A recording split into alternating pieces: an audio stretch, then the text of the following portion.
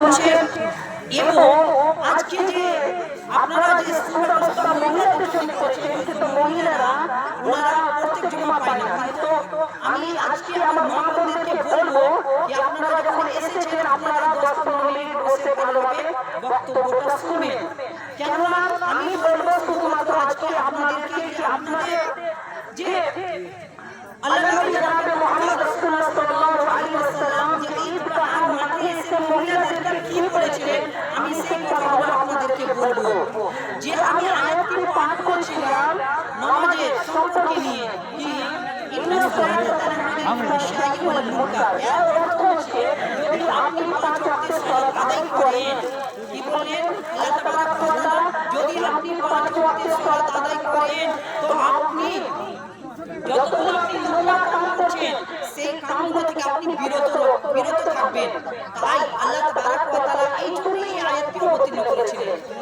আল্লাহ নবী জনাবে মুহাম্মদ রাসূলুল্লাহ সাল্লাল্লাহু আলাইহি ওয়াসাল্লাম বলেন, কি বলেন রমজান সম্পর্কে একটি যে ব্যক্তি ঈমানের সাথে এবং নেকির আশার জন্য মানে নেকির সওয়াবের জন্য যে ব্যক্তি রমজান মাসে 30টি রোজা করলো, 30টি রোজা করলে আল্লাহ তাবারক ওয়া তাআলা গুফিরা লাহু মা তাকাদ্দামা মিন যামবিহি, আল্লাহ তাবারক ওয়া তাআলা সেই ব্যক্তি সেই মহিলা কি করবে সমস্ত গুনাহকে মানে মা তাকাদ্দামা মিন যামবিহি ওনার পূর্বে যতগুলো গুনাহ আছে আল্লাহ তাবারক ওয়া তাআলা ক্ষমা করে দেবে।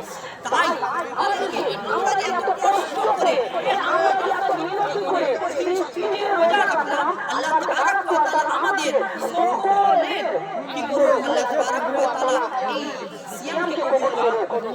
তারপরে আমরা যদি এত কষ্ট করে 30 দিন ধরে আমরা কি করলাম তারাবির সালাত আদায় করলাম, আল্লাহ তাবারক ওয়া তাআলা জানেন আমাদের এই তারাবির সালাতকে আল্লাহ তাবারক ওয়া তাআলা গ্রহণ করুন, কবুল করুন, আমিন। আল্লাহ তাবারক ওয়া তাআলা আজকে আমরা এত কষ্ট করে 30টি রমজান পালন করলাম, আমরা কি করলাম 30টি তারাবি আদায় করলাম। দুর্ভাগ্যের বিষয় এত সুন্দর দিন গেল, এত সুন্দর দিন গেল, কিন্তু আজকে দেখুন আমরা কত হতভাগা যে আজকে আমরা এই দিনটা দেখতে পেলাম, আজকে আমরা এই দিনটি দেখতে পেলাম। অন্য জায়গায় ঈদগাহ ময়দানে এত সুন্দর বড় বড় ময়দান, কিন্তু দুর্ভাগ্যের বিষয় সেই জায়গাতে সালাত আদায় হলো না। দুর্ভাগ্যের বিষয় আজকে আমরা কি গুনাহ করছি, আজকে আমরা কি গুনাহ করছি যে আজকে আমাদেরকে এই দিনটা দেখতে হলো। এই জিনিসটা আমাদেরকে ভাবতে হবে যে আমরা যে রমজান মাসে এত রোজাকে একটু করলাম ভালোভাবে পালন করলাম, তা সত্ত্বেও আজকে আমাদেরকে এই দিনটা দেখতে হলো। তাই আমাদেরকে সতর্ক হতে হবে। আমি এটা আপনাদেরকে নসিহত করছি, কেননা আল্লাহ নবী জনাবে মুহাম্মদ রাসূলুল্লাহ সাল্লাল্লাহু আলাইহি ওয়াসাল্লাম খুতবার মাধ্যমে বলেছে ফাওয়াইজান নাস, লোকেরাকে এই মুসল্লিদেরকে কি করেছিলেন ওয়াজ নসিহত করেছিলেন এবং ওয়াযাক্কারু ওনাদেরকে উপদেশ দিয়েছিলেন ভালো কাজে, কিন্তু তোমরা কি করো ভালো কাজ করো। ও তারপরে আল্লাহ নবী কি বলেছেন আল্লাহ নবী কি বলেছেন তোমাদেরকে কি করতে হবে রাসূল সাল্লাল্লাহু আলাইহি ওয়াসাল্লামের সুন্নাত অনুযায়ী চলতে হবে। তারপরে কি বলেছে তোমরা কি করো সাদকা করো, তোমরা সাদকা করো, এই কথাটি বলেছিলেন। এবং আল্লাহ নবী জনাবে মুহাম্মদ রাসূলুল্লাহ সাল্লাল্লাহু আলাইহি ওয়াসাল্লাম তারপরে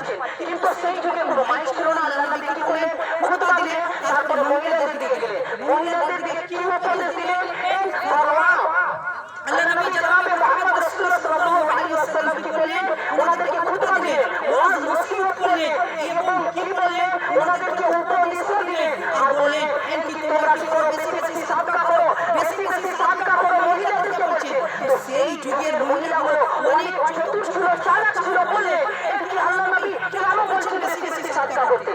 তখন আল্লাহ নবী বললেন, এটি আমার মা বোনেরা, আমি তোমাদেরকে এই জন্যই বললাম, এই জন্যই বললাম, কিন্তু তোমরা হচ্ছ জাহান্নামী, তোমরা হচ্ছ জাহান্নামী, তোমরা হচ্ছ জাহান্নামী।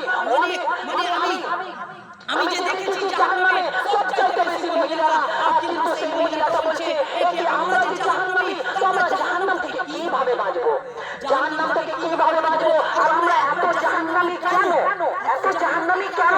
তখন আল্লাহ নবী বললেন, কিন্তু তোমরা জাহান্নামী এই জন্যই, তোমরা বাড়িতে হয়তো কি করছো, ভালোভাবে এই স্বামীর কথা মতো চলো না, আর তোমরা কি করছো না, ভালোভাবে পর্দার সাথে চলো না, আর তোমরা কি করছো, অন্যদের গীবত করছো, চুগলি করছো, তোমরা কি করছো, ও হয়তো স্বামীর কথা মতো চলো না, তোমরা পাঁচ ওয়াক্তের সালাত আদায় করো না।